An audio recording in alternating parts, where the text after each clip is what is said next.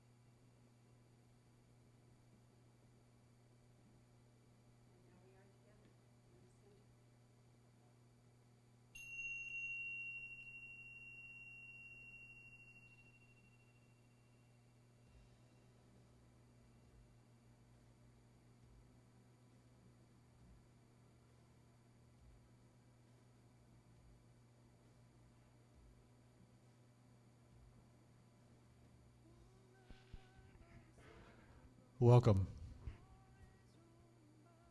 Welcome all. I'm Buffalo. I'm a friend of David's, as is everyone in the room. So I want to ask you to do something as we start, because David was into a lot of things. And so there are people here from all different parts of his life. And I wonder if you would look around and find someone whom you don't recognize, someone whose face you don't know, and just briefly introduce yourself and give them some idea of who you are and how you fit into David's life. And let's take a few minutes and do that. Okay? Go for it.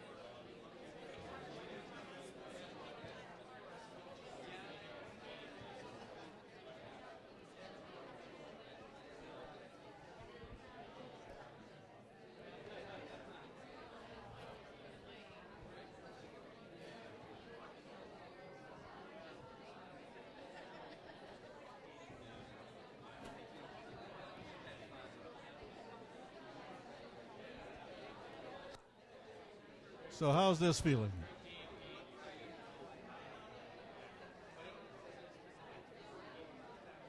Do you feel like you know each other a little better now?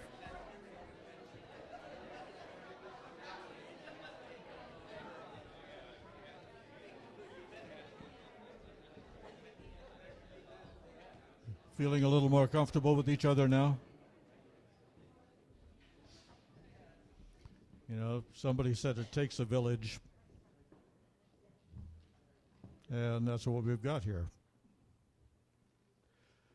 So, a couple of things I want to tell you about.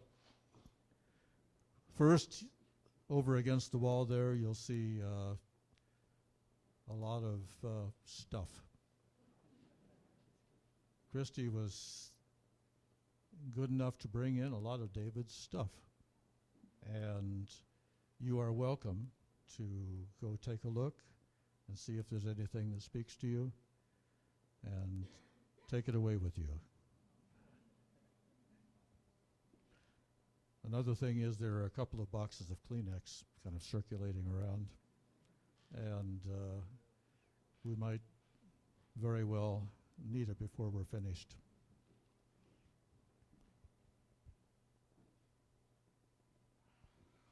So, excuse me. Halfway through my first beer, it seemed appropriate somehow.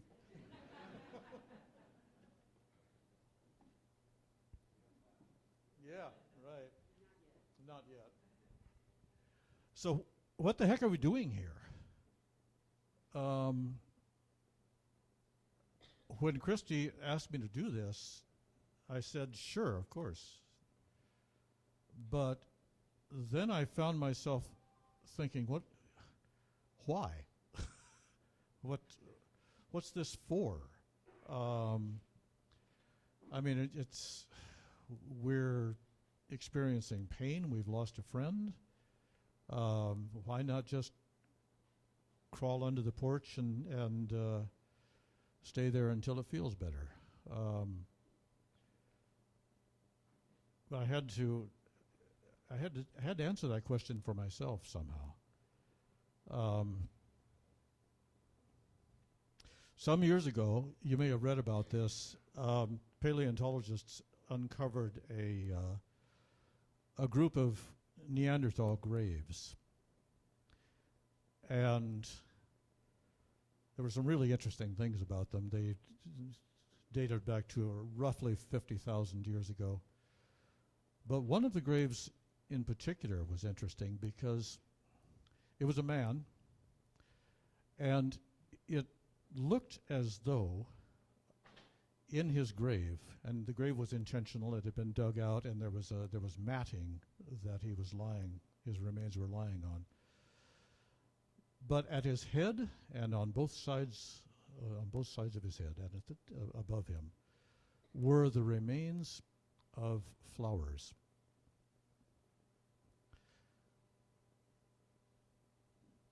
Now, these were Neanderthals. We tend to think of them as, pretty primitive, and we're really advanced, and we've got all these feelings and stuff. But what this says to me is that 50,000 years ago, and who knows how far back, people mourned.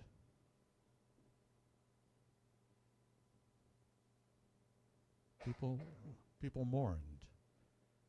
And not only that, it's unlikely that one person did this, so a group of people mourned. So I think one of the reasons we're doing this is because people mourn. If you want to call it instinctive, you can. If you want to say it's in our DNA, you can. I don't care. But people mourn.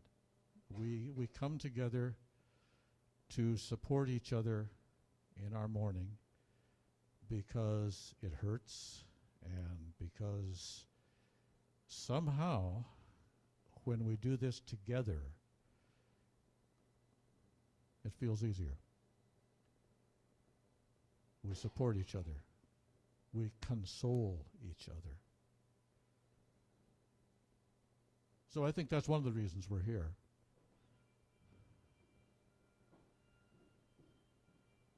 Inevitable. The other reason I think we're here is because,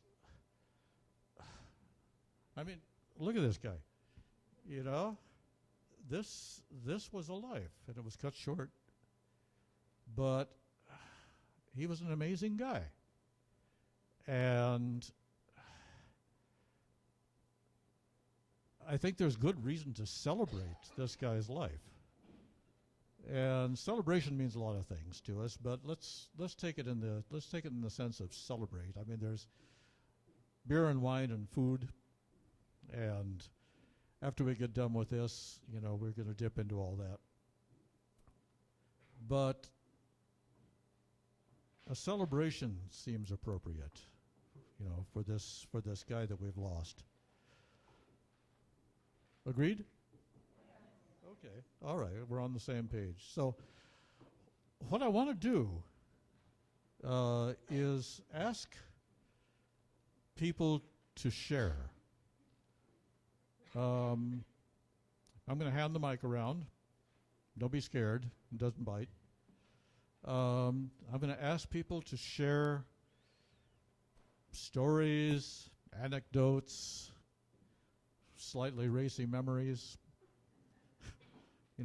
whatever occurs to you that you'd like to share.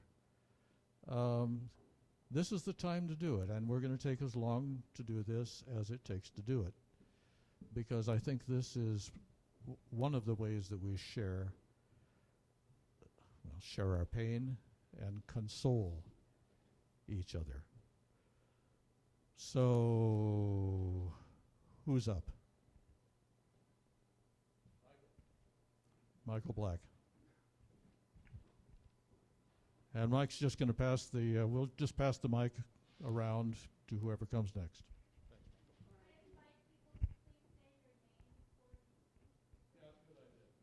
My name's Michael Black.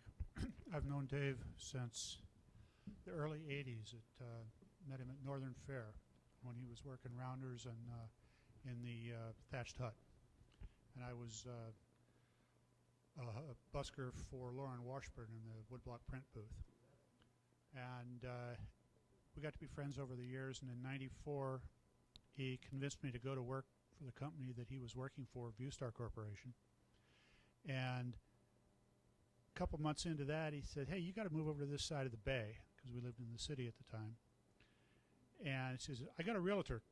Come over and talk to the guy." And he found us a house a block down from him on Whittle in Oakland. And we've seen each other on and off a fair amount over the years. But since they moved to Benicia, not so much, except when he was coming over to work on the house on Whittle. And about the beginning of November, he stopped by. And we had a couple of beers and talked for about an hour. And had made a rough appointment to get together after the first of the year at Bruce and Mead, which, of course, never happened. But he is one of my, is one of my closest friends.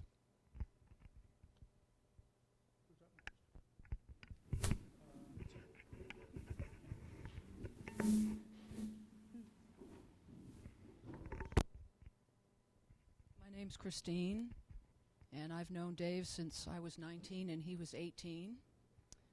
And he and I also went through the Renaissance Faire period of his life together. I knew him when he was working Twilsy Wop. And I lived in his house downstairs on Whittle for a couple of years. And even though our lives parted ways and we moved on and we didn't see each other very often, I really felt like he was my brother or my cousin or some other sibling of mine. And I always will feel that way.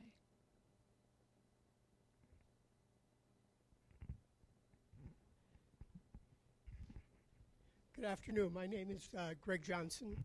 I happen to also reside at Whittle Avenue. Thanks to Dave, small world, to say the least. Dave was a very generous individual. He was very astute. He was very skillful, to say the least. Excellent woodworker. Really loved electronics and things of that nature. We are grateful to have Dave as a part of our lives. We first met him in 2013. My wife and I have had fun living at the residence. It's a small world that some of you here also resided on Whittle. I hope that whoever comes next enjoys the property as much as we do. So Dave, wherever you are, thank you. Anyone else? Yes.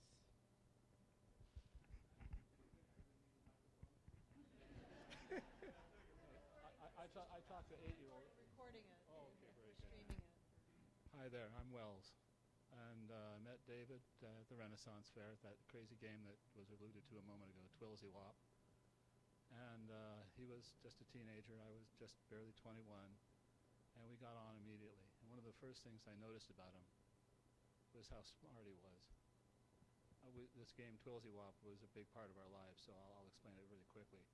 Basically, two guys on one log, each with a canvas bag that's weighted. The idea was to be the only guy on the log. Now, most people, unfortunately, on the other hand, looked at it as, here's the place where you hit people and knock them off the log. And if you play that game, you're what we call lost. You've lost the game. David saw this as a teenager. There were many adults who never saw it at all. In fact, one of the things that was daunting for David is that you did have to have a certain amount of weight to deal with this, because when you swing the bag, it was heavy enough that your center of gravity was no longer on your body. so if someone really large came by, he could sweep you off. David solved the whole problem by adopting a whole new character. We had a military macaw at the booth, and he started squawking like the macaw and acting as if he were a deaf mute who could only speak in parrot speech, which would, of course, put people right off. Oh, it was hilarious to watch. And the best part was that he had an amazing ability to judge distance and space. It was sort of his real geometry was part of his nature.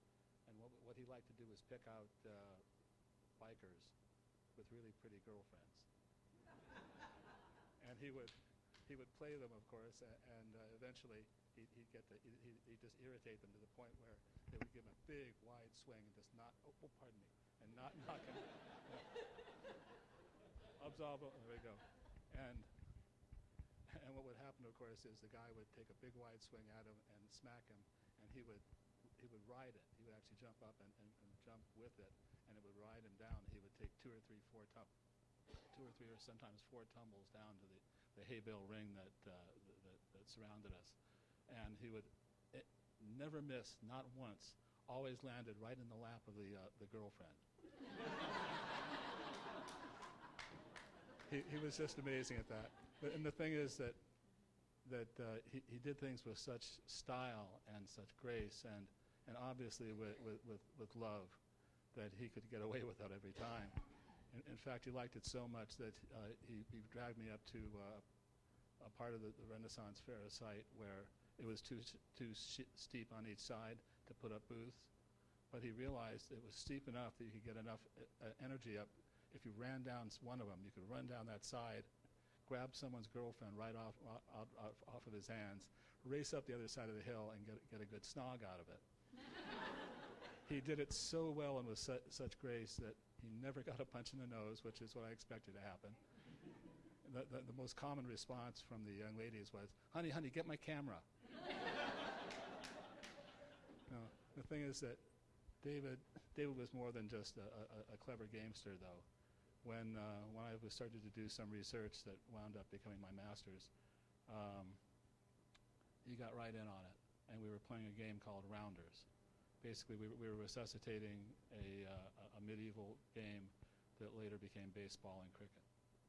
And what was always great with him was that I'd go to him and the other couple of people that were helping me put it together, and I'd discuss my research with him to try to get ideas on how can we take these scraps of evidence we have from the past and turn them into something that we can reliably say was a real activity. And David was always very sharp about that. And he was very, very interested in the serious side of living history as well. As soon as I started a last project for the Living History Center where we built a working replica of a 1590s homestead, David jumped right on it immediately. And he came up with new things that I hadn't got before I got to him sometimes. So he's the reason that we had a blacksmith set up there for people to do repair work, that sort of thing. And in fact, he got so excited about doing all this stuff in the old style with the old style equipment that when he went to make the bellows for the blacksmith, he took a class in felting, so that he could make proper oiled felt gaskets. And the thing actually had a drop that you would expect to have from a period piece like that. So he was quite talented in that regard as well. So he like myself and David and I both enjoyed the goofy, silly part of the Renaissance Faire, but we also enjoyed that little bit that allowed you to really do some serious research and a way to interpret lives now gone. And speaking of lives now gone, I will never get over this one. David and I were very, very close. He was my best friend. And I mean, I got him into crazy things. There's a reason he's got black powder guns. I will apologize to any of you anyway. But I started him off with black powder. Next thing I know, he's working with the local fire department to help them deal with fires that have strange chemical combinations to them that they might run into. And he was able to give them all these different examples so that they could do it in their own area, risking life and limb of other folks. So he took it way beyond what I was doing with it. And he did that a lot. Anyway, one of the smartest and most loving men I've ever met in my life, and one of the kindest. And that's what I'll always remember about David. Thanks. Okay, real quick, I'm Kathleen. I'm Wells' wife. That's how I met David. When I met Wells, David's one of his great friends. And out of the 40-odd years of being friends, one quick moment is, sorry.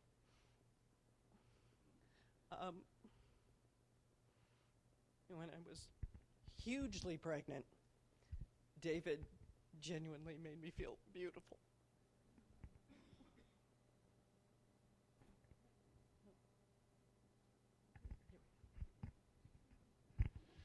Hi, I'm Steve Otto. I met David at work about, it was 2013, so not as long as many of you, but you could tell immediately he's one of these old souls who was just so joyous and loving and fun and would get you into things that you normally probably wouldn't get into. So one of those rare cases where he brought me into his personal life. I got to go to your wedding. He got me into doing fireworks, which I would have never done. And I've now done it for 4 years, and it's a pretty crazy thing. So, yeah, I just want to say that it was a quick friendship. He helped me through rough times, and vice versa. And he's a soul that will always be with me. Appreciate it. Hi, I'm Myra, and I met David on the ferry. We commuted from Vallejo to San Francisco 4 years, Betty, more or less. More or less. And so on the way there and on the way back, we would all sit, at the same table if possible. He was a very talented guy, yes, very smart. He was always doing something interesting. And what I wanted to say also is that he was a very loving person as a human being, as a husband. He always spoke about you, Christy, every day. Every day he had something wonderful, beautiful to say about you.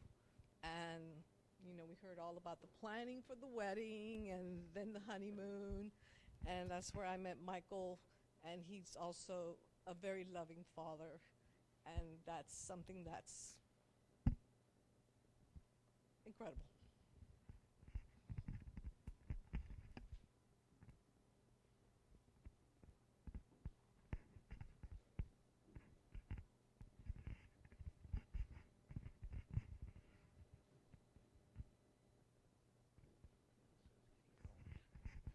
Hi, my name is Jim.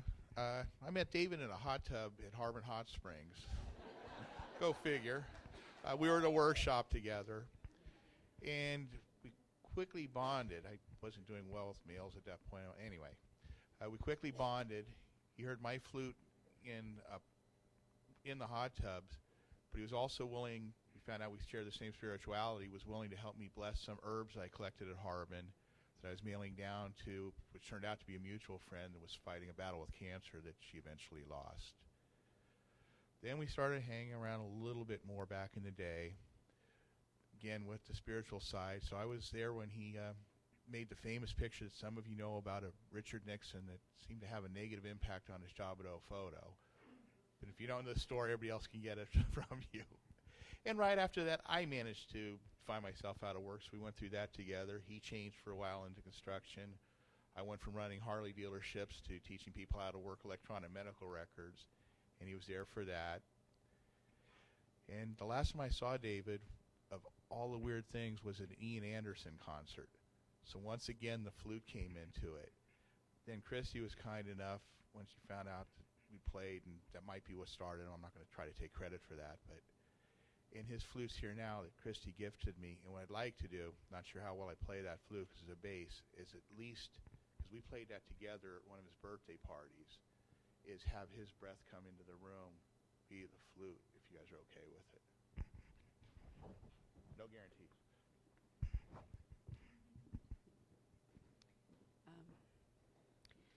I'm Deborah. People know me as DJ, and stand over here.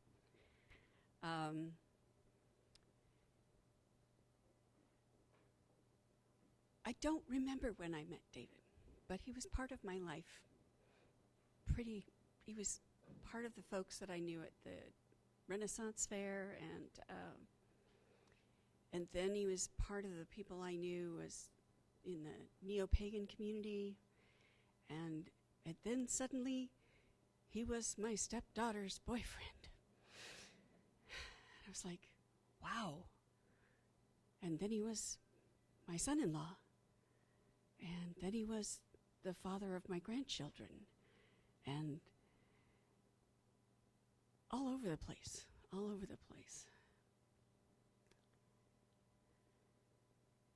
He had a way of looking at me that I just think Kathleen has got it. He loved women, really, truly loved all of us. And he never saw the stuff we say we don't like about ourselves. And he always made me feel more than I thought I was. It's kind of scary sometimes, really. But ultimately, so good. So good. I knew I could really trust him if I was in a low place to be there with a hug I probably would try to get out of before he was ready to let me go. And it was an honor to be in family with him and to see the changes that he went through with all of that, and see him with Jessica and Michael and with his friends. And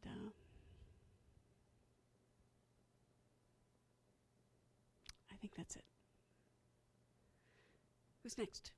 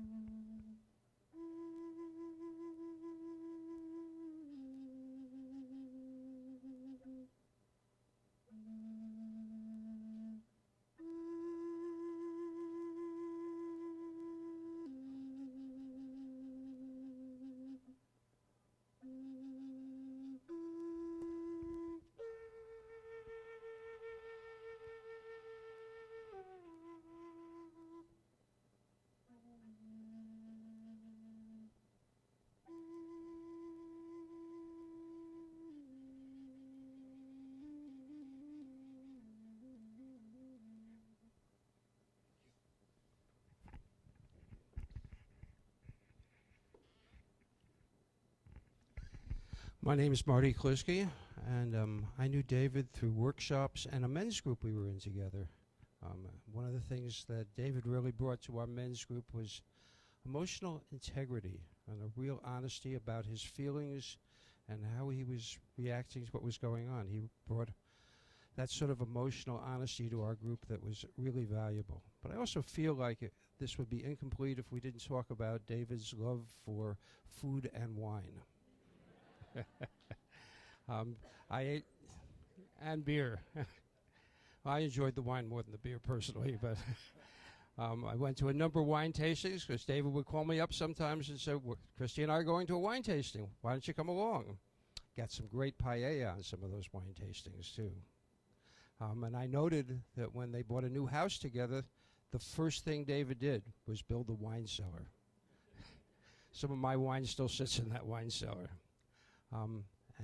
I love David. It was a long, I've only known him 15 years or so, which for this group is not necessarily that long a time, but it was enough that I really love the guy.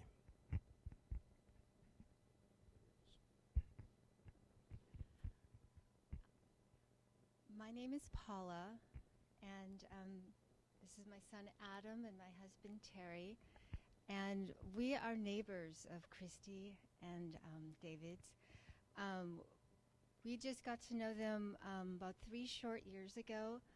I was walking around the neighborhood. We had just moved there, and we wanted to meet people in our neighborhood. It was really important to us to build community at our new neighborhood. So I went door to door and invited them to a neighborhood party. And David answered the door, and immediately I could just tell, oh my God, you could just see the energy in his eyes when you look. So he was at every party I organized.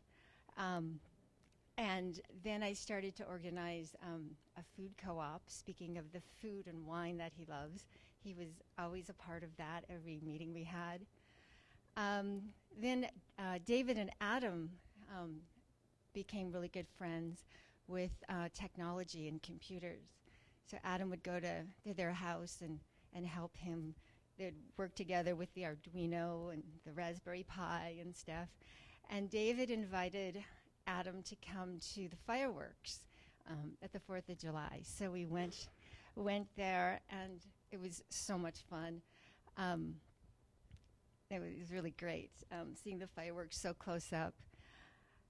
Then we didn't get the opportunity to go wine tasting. We were talking about doing that, and we wanted to do that, and we didn't get a chance. But we did have dinner together in October. It was the morning, and I texted them, do you guys have time tonight? There's a parade in Benicia. Can we meet afterwards? So we did. They were available, and we met. We had the best dinner, and just talking about all of these interests that David has. Renaissance Faire, the fireworks. Oh, you're into that? Oh, so are we. Let's do that. Oh, you like that? So do we. Oh, let's do that. So fun. And Terry says to me, I know we should probably talk about this beforehand, but can we invite David and Christy for Thanksgiving dinner? Absolutely. Yes, absolutely. So unfortunately, David couldn't make it, but Christy did. We had a lovely Thanksgiving dinner together this year.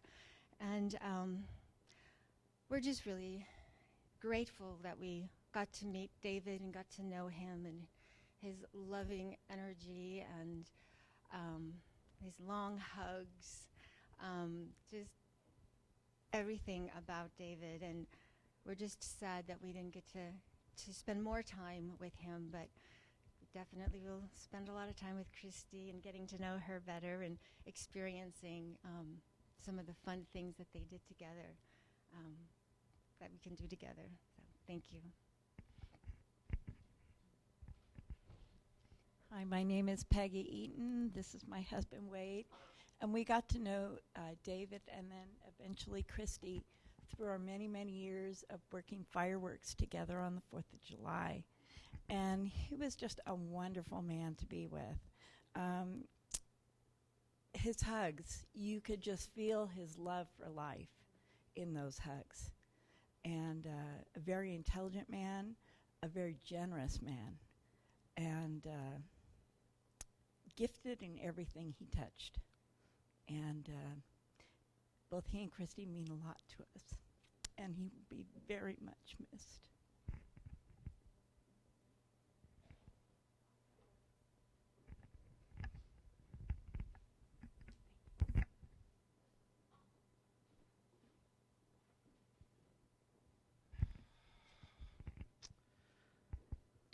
My name is Robin Weber, and pardon me, I've been leaking like a sieve ever since I heard the first note of the flute as I walked in.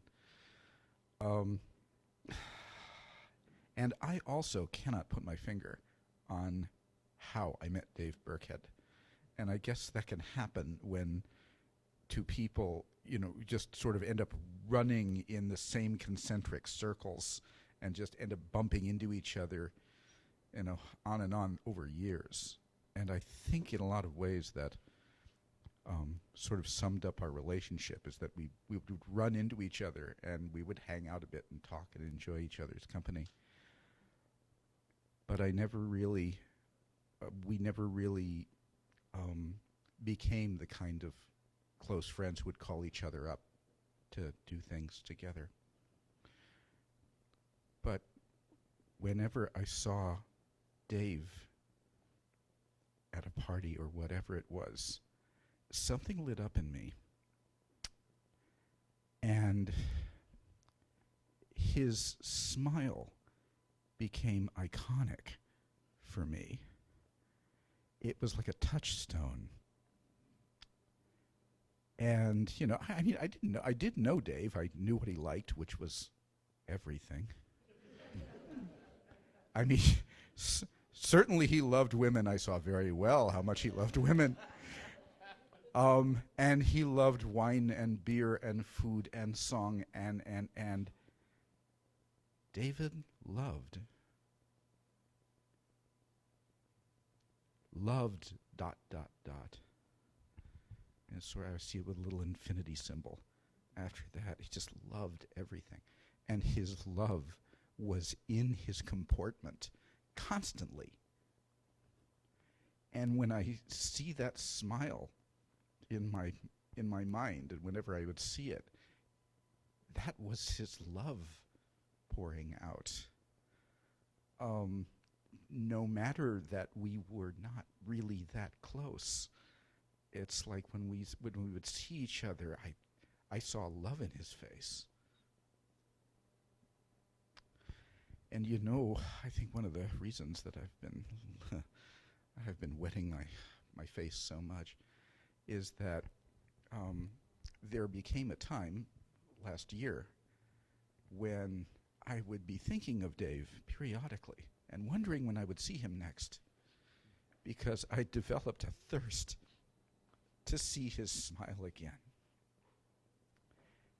And then I got the word of his death. And knowing that I would not see that living smile again,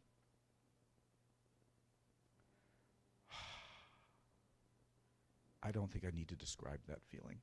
I think you get it.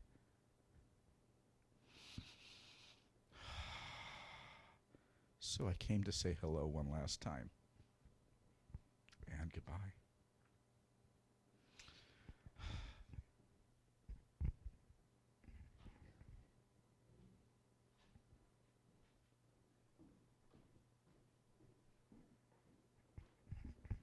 Hi, I'm Greg Ames, and I knew David for a very short amount of time. I met my now wife, Kathy, about a little bit more than 2 years ago, and just because of the fabric of David and Christy, I got to know them through that.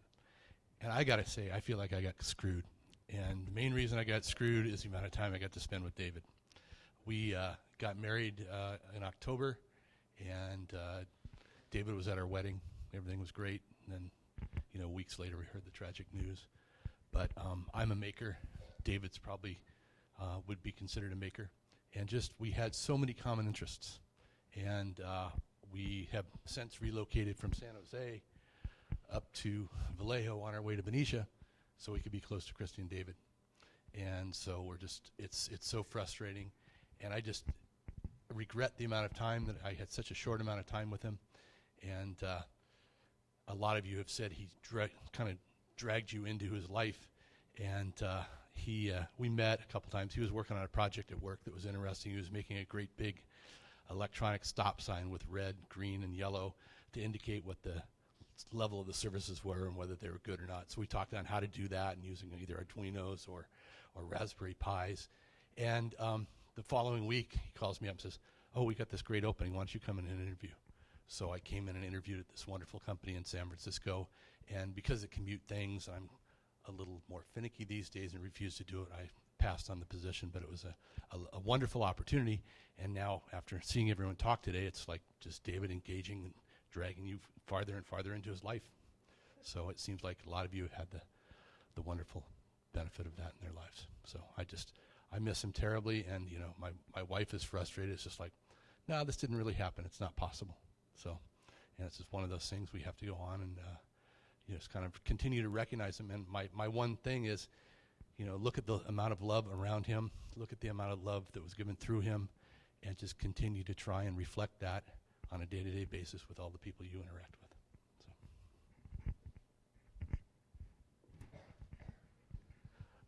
So when I think about David, one of the things I think about is beer.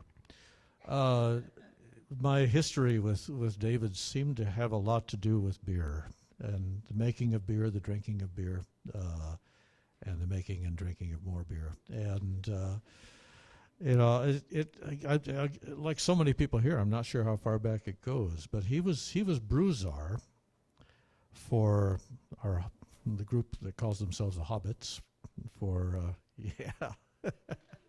for some time. And what the Brewzar did, his most important job was to teach people to make beer. And this is where David's generosity came through. It's been spoken of. He was such an incredibly generous man that, if you needed some help figuring out how to do anything really, but how to brew beer, he'd have you come over and he would brew with you. And I brewed several batches with him. He showed me a shortcut that the more hidebound brewers disapprove of, that has to do with how you cool the wort. I won't go into all that, but he loaned me one of his kegs, probably about 2.5 years ago now, and I took it full of beer. I charged it up, and we emptied it. And I never got it back to him, and I never got it back to him, and I never got it back to him. And I cleaned it out, but I was, I never got around to taking it back up to him until, I think it was, Christy, do you remember? I think it was just last fall. I finally, with this great sense of righteousness, I finally got David's keg back to him, that I had for at least 2 years. And I felt like I had been redeemed. But he said, "Oh, did you have that?" Oh, I'd forgotten all about it. But somehow or another, I feel really good that I got David's keg back to him. I don't know where it is or where it's going to go for now, but I just felt complete somehow. So. Probably, yes. Yes. And then I could tell the story about the night of the single malt scotches. Yes, do I have some? There were some people here who were there.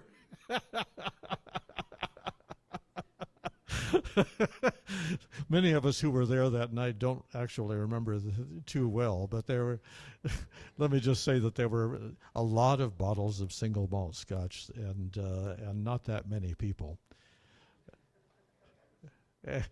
And what, Rory? And a haggis. Rory, tell people about that, will you? I wasn't sure if I'd be able to do this, so let's give it a try. My name is Rory, and I'm going to greet you the way David always greeted me. Howdy.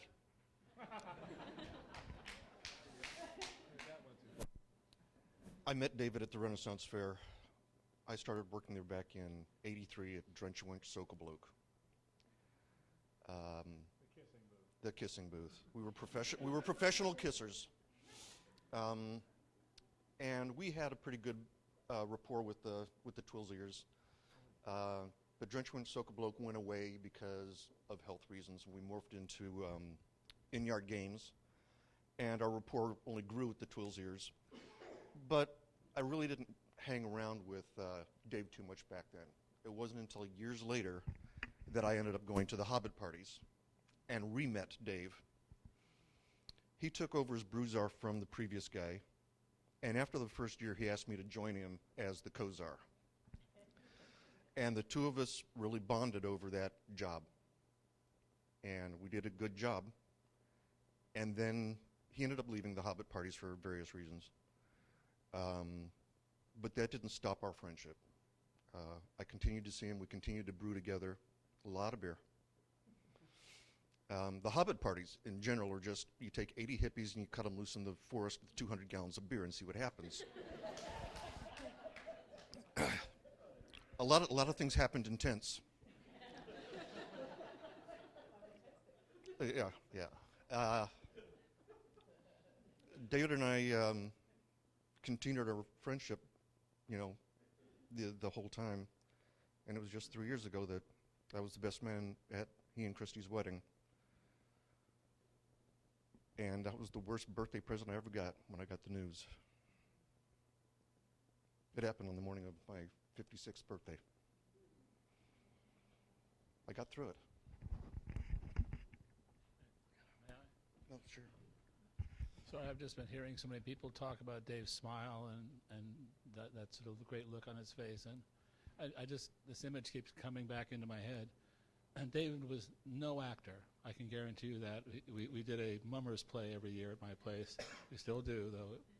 We finally had to replace David, of course, but he gave it all he could. But the one little bit where he really could shine was this stupid little thing we came up with. I had made a Boris Badenov-style bomb and had put a spark arrestor on it so we could actually put a real cannon fuse on the thing. And I had it weighted. We would run through the crowd at the Dickens Christmas Fair, and we had 2 lines. He would throw it at me and shout, "You made it!" And I would throw it back at him and go, "You lit it!" It was the stupidest little thing, but he'd get this huge grin. We were both laughing and grinning like maniacs, and you just hear this line of laughter behind us as people would see what we'd been throwing over their heads. But anyway, that was just that smile was just something that'll be with me for the rest of my life.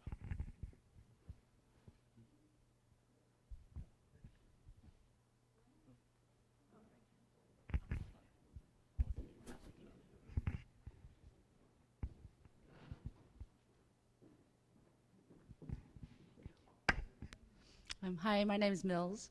I knew David. I met him on the ferry. I'm a ferry friend. But we knew each other more from making art and fireworks together. And what I want to bring to this conversation is his helpfulness. No matter, I have all these crazy art projects and I'm constantly blowing big, large amounts of fuel up in the air and setting fire onto him, and he was always so interested in that.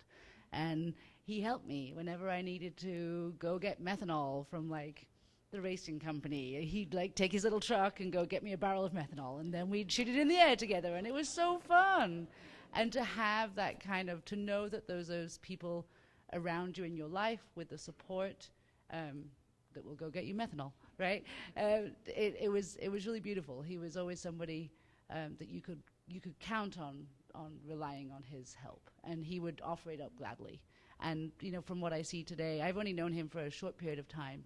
Christy and David were married when we met, so it must be less than 3 years, right?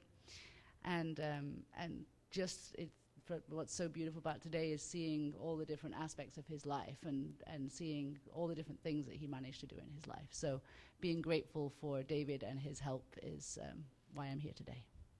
Thank you, Christy. One quick story came to mind when she said about the fireworks, because, wow, I actually have had a lot more experiences with Dave than I necessarily remember from day to day. But there was one fireworks episode where we were putting on a show, and he was way off in a field somewhere, and a lift charge had failed on one of the bombs, and it ended up falling rather near him, and went off with the stars going off around him in a sphere. And he reported that his reaction at the moment was, "Wow, I'm inside a firework."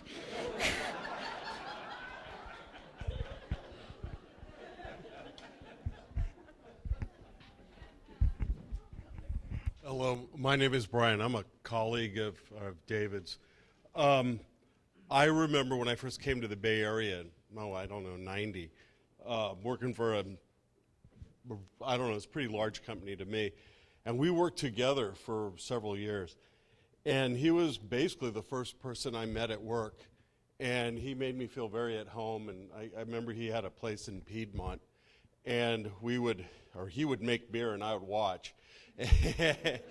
And he had this cockatoo, this white cockatoo. I had never, ever in my life seen such a tame bird. It was like a dog. It was crazy. Anyway, and I actually worked.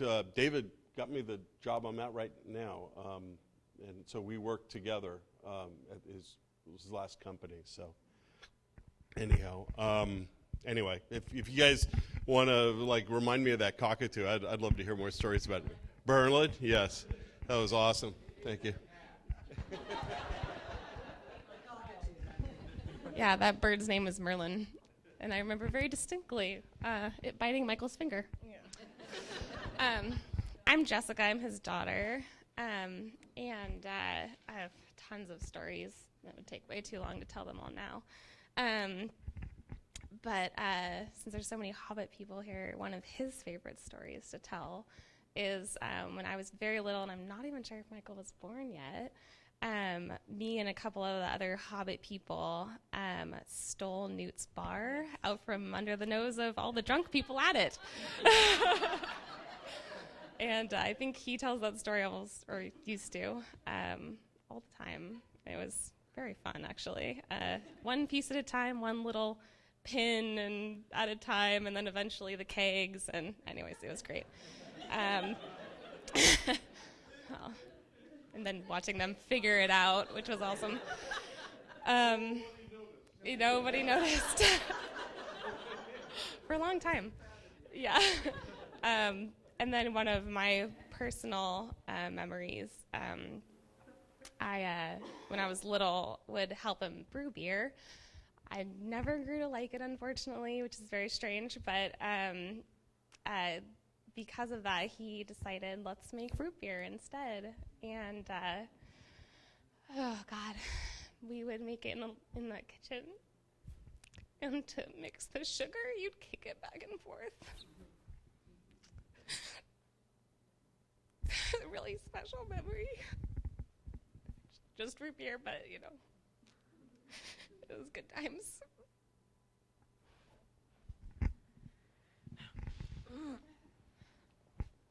Okay, I'm going to try to do this without feigning. I don't talk in front of people very well. I'm Laura. I'm the second wife. And I guess what I wanted to share is probably something you all know. I mean, it's already been said several times, but boy, David was a lover. He was a lover of women, as has been said. He made me feel so beautiful all the time when I was with him and when I wasn't. When I was complaining one day about my stretch marks after having Jessica and I had these stretch marks, he said, "Those are your tiger stripes. They're beautiful. They tell a story." And that's what he would do, is he would take things, he would just turn it around and show the positive. And David introduced me. I knew nothing about international food, meaning anything that wasn't a hamburger, when I met him. And I remember him going, "We're going to have some sushi." And I went, "No, that's dead raw fish." And he's like, "Nope, we're doing this." And he took me to Kim's Place on Grand, and that became one of our places that we'd go to. And that was the other thing I was going to say. So I knew him from when we lived on Essex. Yes. So I was very young when actually I met David, and then we parted ways in life, and then we came here to sing with Gaia's Voice. And he came to see Gaia's Voice. And when we were done, he came up to me and said, "Hey, remember me? I remember you." And we sat right there, and he said, "Want to go out to dinner?" And I said, "Yeah." And that started this incredible journey up and down and all around.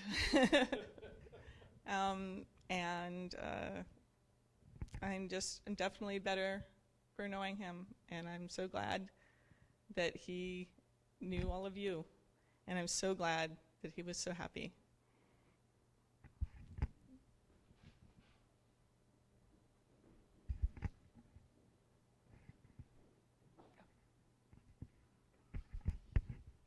My name's Lynn. I'm going to choose not to stand. So I'm just noticing that it's been hard for me to want to say anything. So it's been really hard for me. I'm a very, very, very close friend with Christy, and I feel very close to David on many levels, and so, thank you for, again, it's all a process of life and death. So I guess what I just want to say is I love you, David, and I am so blessed to have met you, and I feel even more honored to see his playfulness, his sexiness, his strength, his ability to love, and not just people.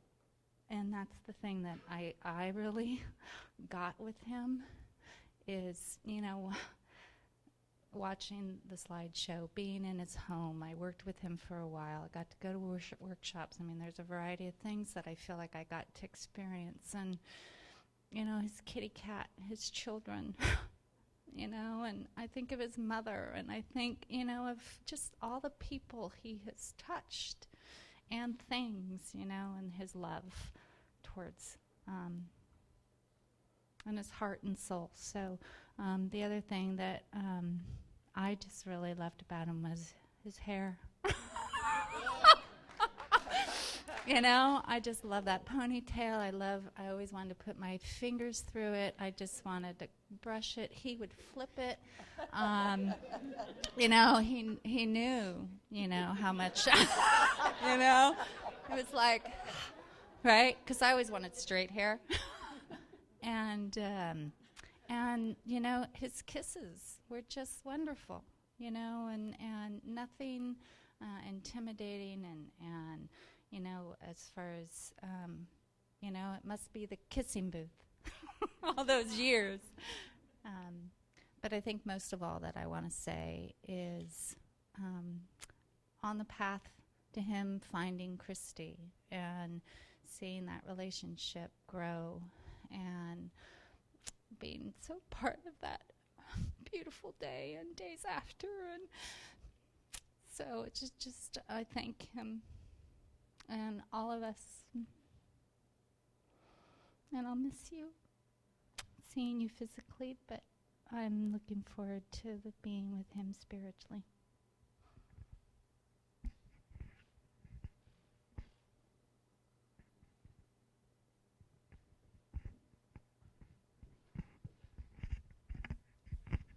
Just one more small piece that I think needs to get mentioned, and that was his love for his kids.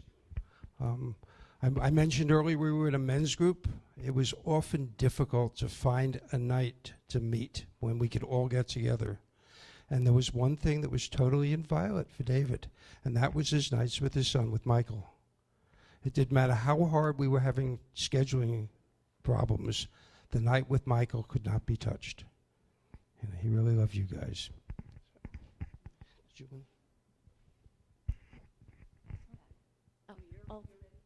Okay.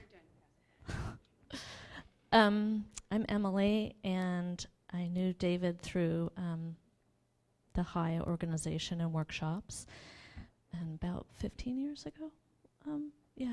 And knew Christy separately, and then saw them get together, and it was like it was so right, and it was so wonderful, and it was just so amazing. That was one of the most beautiful weddings, and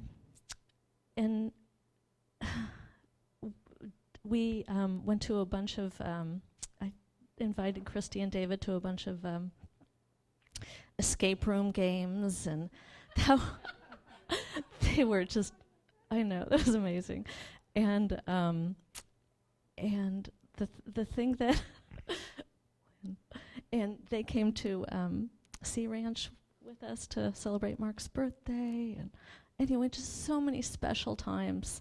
But the time that I'm thinking about was Lynn's birthday, when we went to El Mansour, to the Moroccan food, and I sat next to David, and we fed each other with our fingers the entire night, and all the food. Oh my God, it was so sensuous and lovely and sweet. And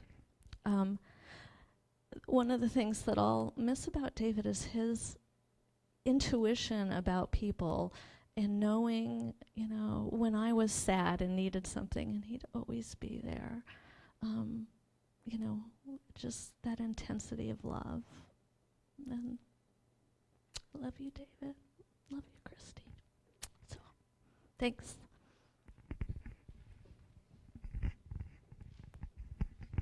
Hi, my name is John. I only knew David for a year and a half when he came to work with us. At the time, we were not glamorous. Our office was in a basement. We had a window at about yay high. The view was of people's knees as they walked up and down Bryant Street. And he joined us, and there were 3 of us on a daily basis in that office. So I think most of us have had the experience of having a friend at work. I can't even tell you how quickly it became. I would have to remind myself that my friend happened to be my coworker. I'll keep the stories to a minimum because I think all of us have many, and I have probably the fewest. So the stoplight. Thank you, Greg, for bringing up the stoplight. The stoplight is still there as a reminder every day, and I think maybe Brian was there to witness when he brought the stoplight in and how excited he was. He went out, bought it of his own accord, figured out how he was going to, you know, make it work, and kept it a secret from our manager, so that we could all surprise him when he got back to the vacation with the stoplight that would show whether we were red, yellow, or green. So it's hard not to think of him every time we see that. It's also hard not to think of him every time it's 1 p.m. I don't know how many of you have heard of Scooby Snacks.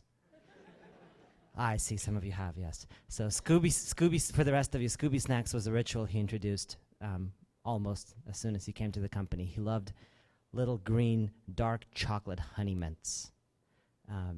And at 1 p.m., David would open up the bag of dark chocolate honey mints from his office, and whether you were looking for it or not, you would find one being thrown in your direction. And we miss it. We don't know what to do about that ritual. But it's just one of the many ways he's touched our lives. I'm just going to say the last thing, which is actually more personal, which is that he knew secrets about me that only my closest friends of 20 years or more knew. And it wasn't because he pried. It wasn't because he tried to do anything. It's because he would walk up to you afterwards and he would put his hand on your shoulder and say, "Hey, I think you just told me more than you meant to. And if you want to talk about it, let's go have coffee." And of all the things, I'm just sad that he didn't get to see how one of those stories ends. Thank you.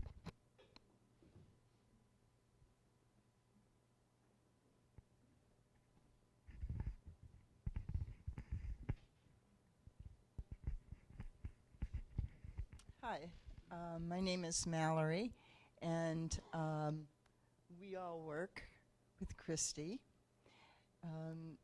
And I just want to say that there has not been a day in the last few years that you have not been glowing at work. And we welcome you back soon, I hope.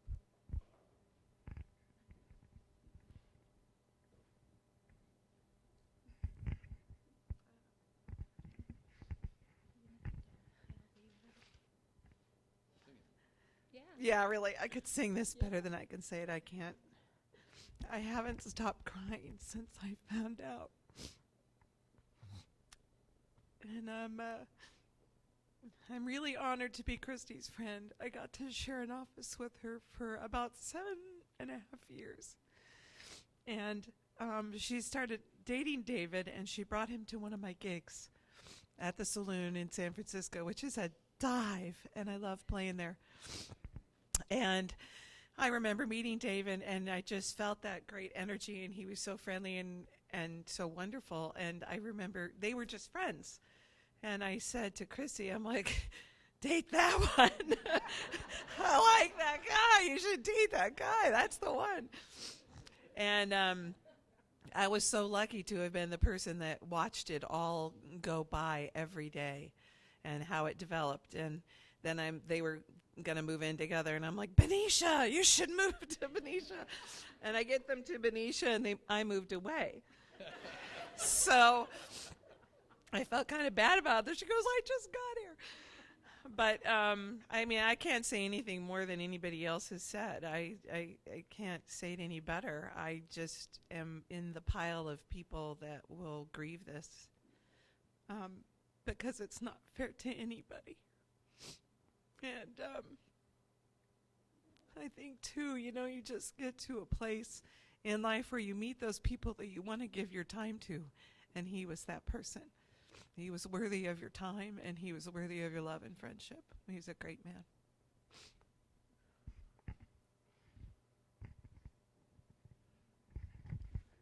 My name is Lisa Wigglesworth, and I haven't heard this mentioned so far, but I knew him as Dave, then I knew him as Rascal, and then I knew him as David. And he had all those faces. He had all those beings. He was incredibly spunky. He was incredibly caring. He was very authentic. You never had to wonder what he was thinking, and he was kind about telling you what he thought. He just had so much kindness. And before they knew each other, I knew Christy and David, and I was honored to be Christy's roommate in Bali, and I watched kind of the incipient stages, and my experience was kind of like, I mean, they both had huge whole hearts, but what I saw was their hearts kind of overlapping and being with each other, and just they complemented each other so beautifully. And I was so excited and so like, oh, that's a good one. That's the one. I felt like, yeah, you guys were meant to be together. And I loved him a lot. And I knew him from the high workshops also. So I miss him. Thank you.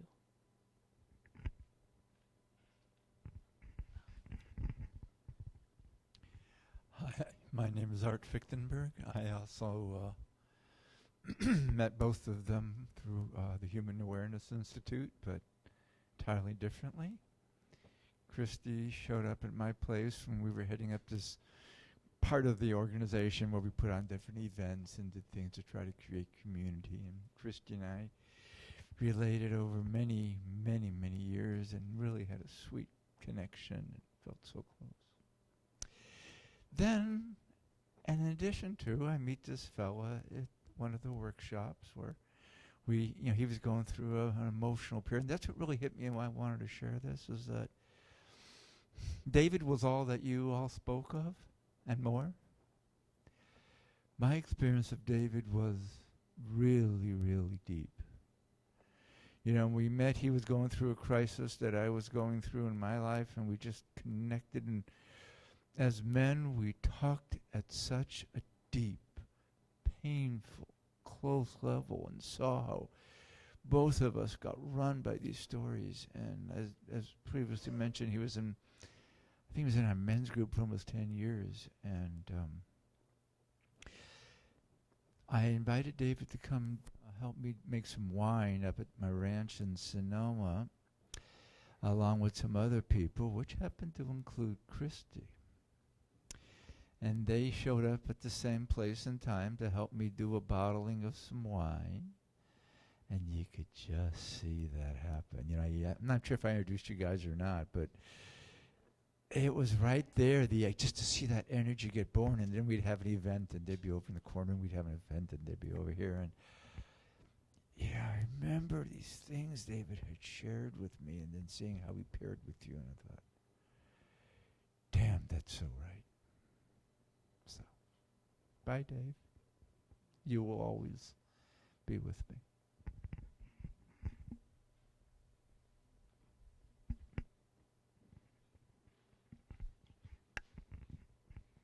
I'm Taya, and I know David through Michael.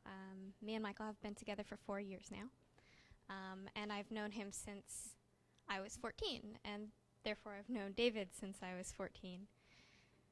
And it's amazing because all of you are talking about this kindness that he had. And I see the pictures of him with Michael when Michael was like a lanky, awkward, post-puberty teenager before the beard. And and you could, I mean, even before I met him, you can see that love radiating off of him. And there was this moment, it might have been in October, just a few weeks before he passed, where Michael was going through a rough patch, and he was coming down for a break from school. And we called David, and we asked him if he would help. And the first thing he said was, "Yes, of course. I will totally be there." And so Michael stayed with him a few nights, and we had dinner, and we helped set up for Halloween. And I guess it's just like I'm so glad in a way, even though it sprang from a difficult time for both me and Michael, that happened because we got to see him together.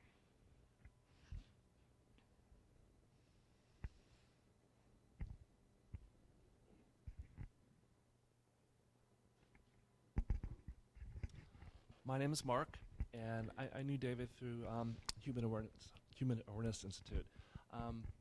One of the things that I do for a living, or that thing I do for a living, is I'm a therapist, and I work a lot with men, and I work every day with men who are trying to kind of find their way in the world and figure out what it means to be a man in the world. And when I think of David, he's the guy that had it down.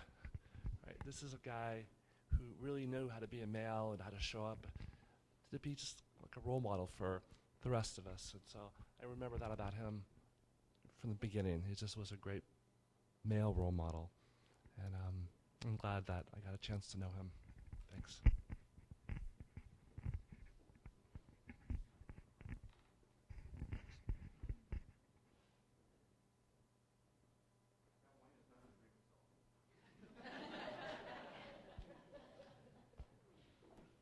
First we finish the work.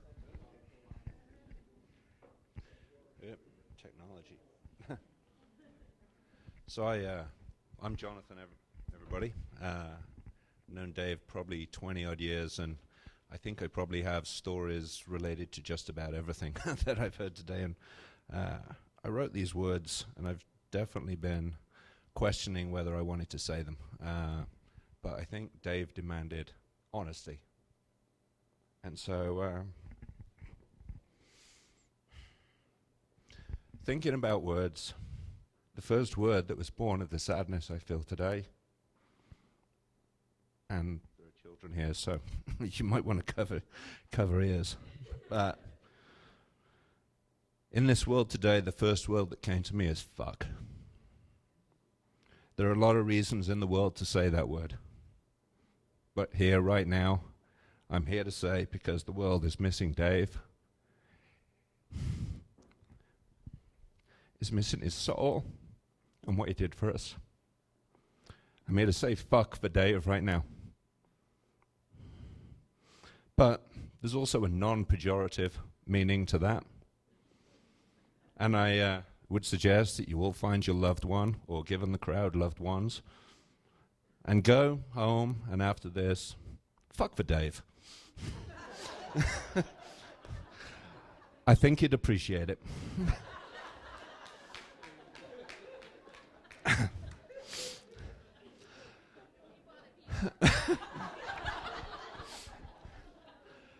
Other words that spring to mind we've all heard today. Beer, Twilsy Wop.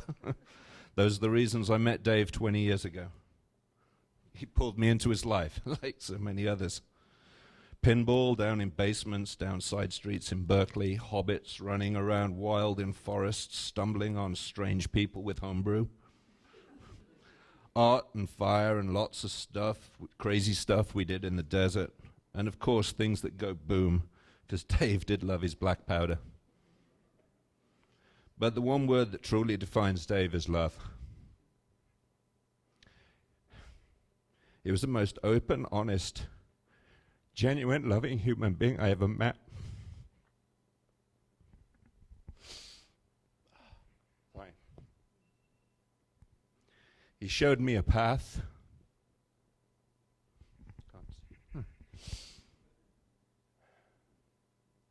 When I stumbled, his arm was there to catch me and put me back on the path.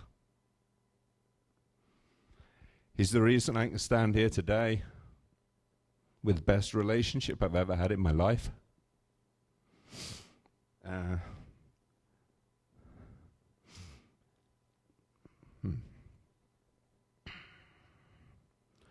Learning to love myself was the beginning. And it's led to a wonderful journey, and it's a journey I thank Dave for. It was truly an honor to be part of his wedding with Christy. Seeing the happiness and joy that day, I'm so glad that Dave was able to find what he did for me and everybody else in this room and so many people that aren't. Can absolutely say I miss Dave every single day.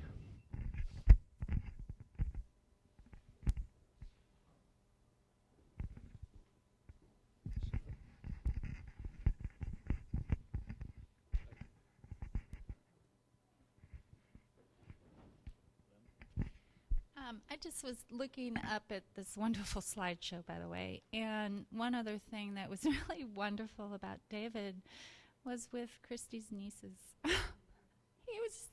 He just had so much fun, you know. It's that getting in touch with the little boy or little girl in us, and his little boy would come out all the time, whether he's around little girls or little boys, but just to see him around children. And, you know, it was an honor for him to be with you. And, you know, the things that I've heard, and Christy talking about how much fun he would, you know, have with your nieces. And so how wonderful for them to be able to say that they, you know, got to have a part of him.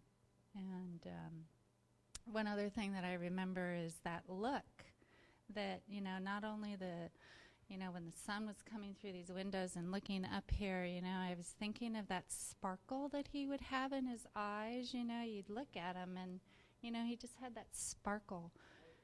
Yeah, you know, and it's the rascal in him. It was, you know, it was the devious, but it was the fun, the jokester, you know, all of it, the fool. But the other look that I always remember is the one that, you know, he kind of tipped his head down a little bit and looked over his glasses.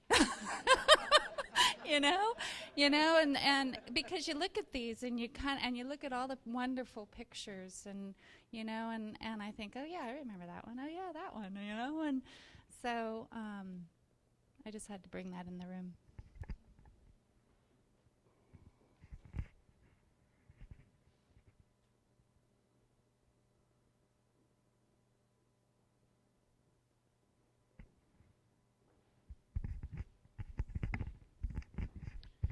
My name is Terry, and I'm a fellow Venetian, and we've only known Dave and Christy for a short period of time, but had an instant connection with them,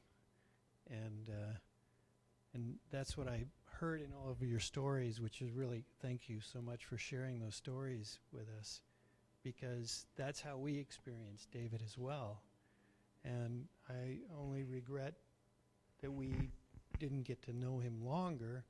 I could definitely see myself getting into a lot of trouble with him if I had known him 20 years ago.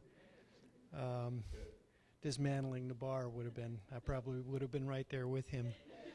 But the amazing thing about him was that he had all of these varied interests and amazing enthusiasm for it. And it was just very infectious. You would just be immediately drawn into whatever he was talking about. And that's what I loved about him. And so I thank you all for sharing your stories.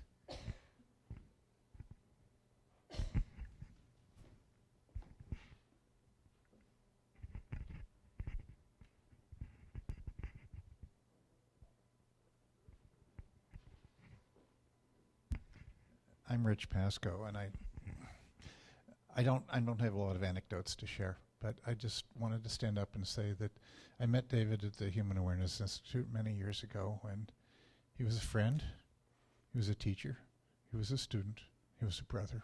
I miss him.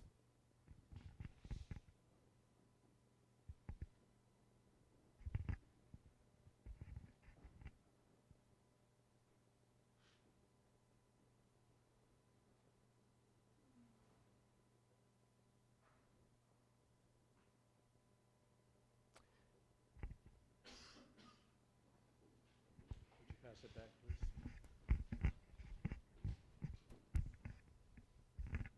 Hi, my name is Bob. I wanted to go last because I've got a cold, so I didn't want to pass it around. So I was kind of waiting. I moved back away from you. I met David it was back probably around 1980. Group of friends that I was sort of on the outside of. They were a group of friends. He was one of them. And yeah, David loved women, and some of the guys didn't. Women loved him too, and even back then. So the guys didn't really like David, but he and I got along because back then, I mean, they grew to love him, but back then they really didn't like David because all the girls liked David, and they were jealous. That's really what it was. And over the years, we were roommates, co-workers. I convinced David that he should go into computers and not construction because he had grown up with a computer terminal in his house. So he used this DACL programming language, which I guess was Stanford had invented it. Nobody uses it anymore. But I convinced him he should really do this, and he joined us at 800 Software back in the 80s. Went on from there. We did a TV show together. Down in Hayward, cable access, called Reality, Mind, and Language. We did Twilsy Wop. Dave was, he was just so unique. And he was always, I guess if there's one thing that really sums up Dave, he was so sincere. He always knew, he was being real with you, no matter if it hurt or not. He was like Wells said, this is one I'll never get over. I'll always miss him.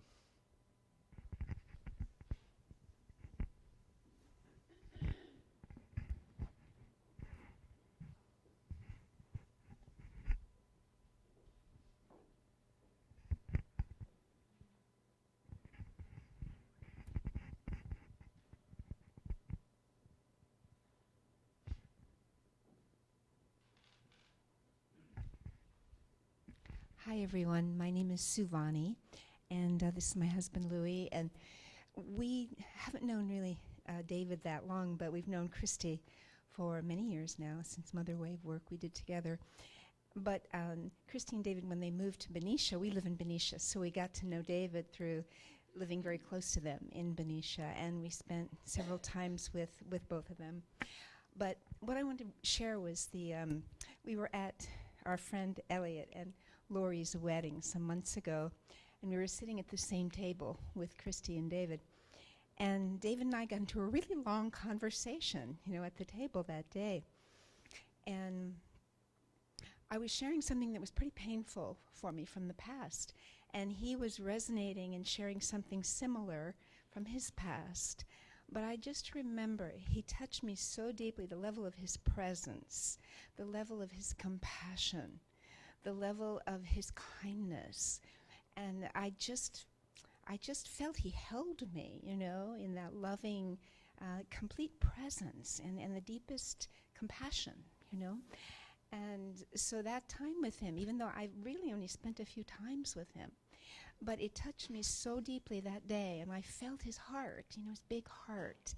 And I felt him as a brother right away. I just loved him, and really did. I felt him like a brother, and he felt like part of my soul family, very familiar to me, a soul that somehow I knew, and I just really regret that we didn't have more time with him, he went so quickly. So I just want to share that. Thank you.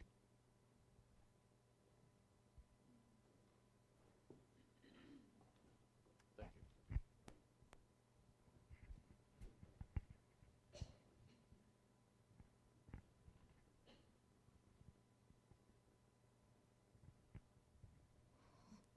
All right, then.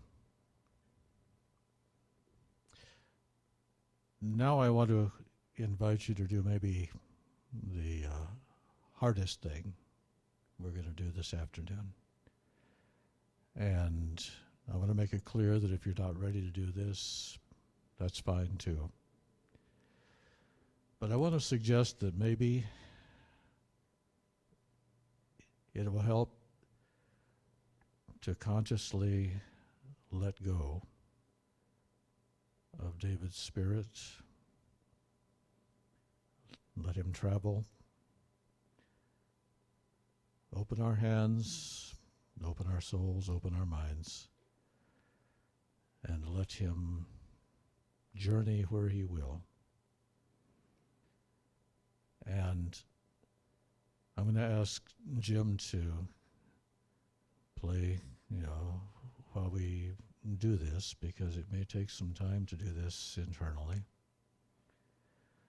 But when you get to the point where you can either feel yourself doing that, or you've decided you're not ready to do that, I ask if you would get up and move to the outside circumference so that we form a circle.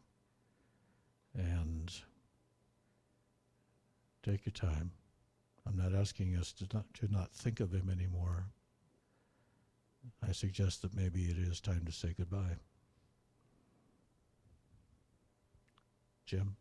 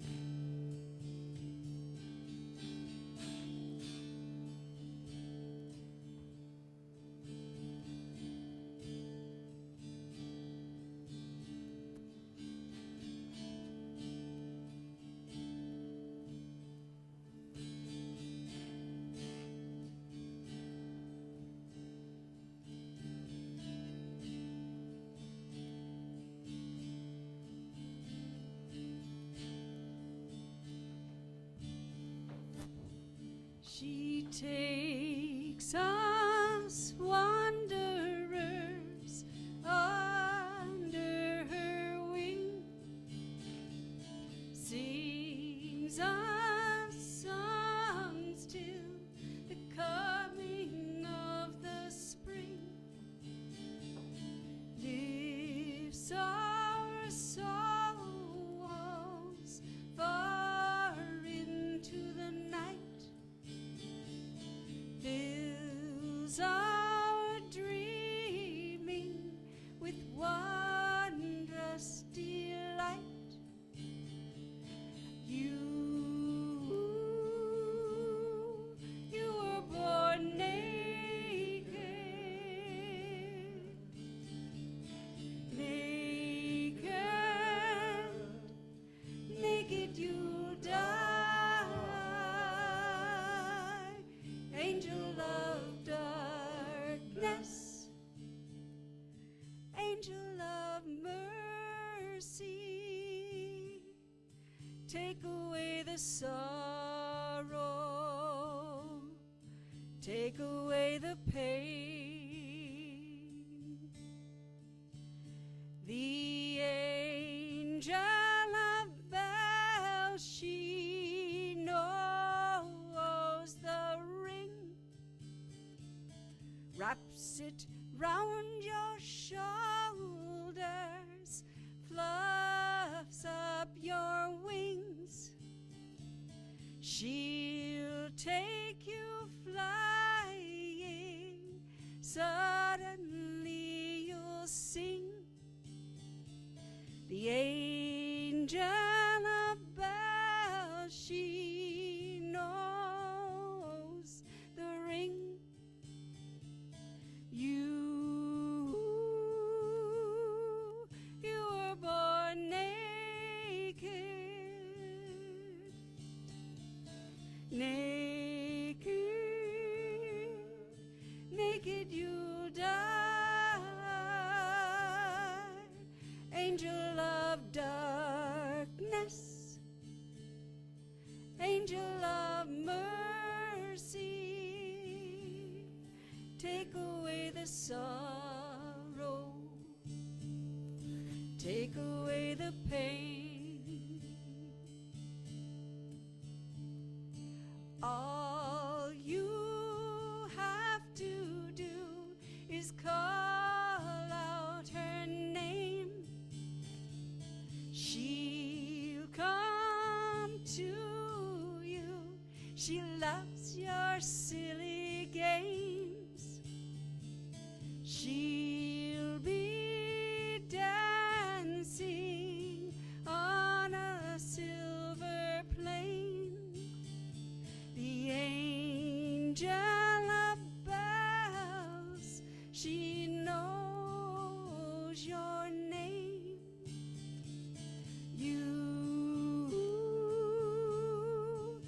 were born naked, naked, naked you'll die. Angel of darkness, angel of mercy, take away the sorrow, take away the pain.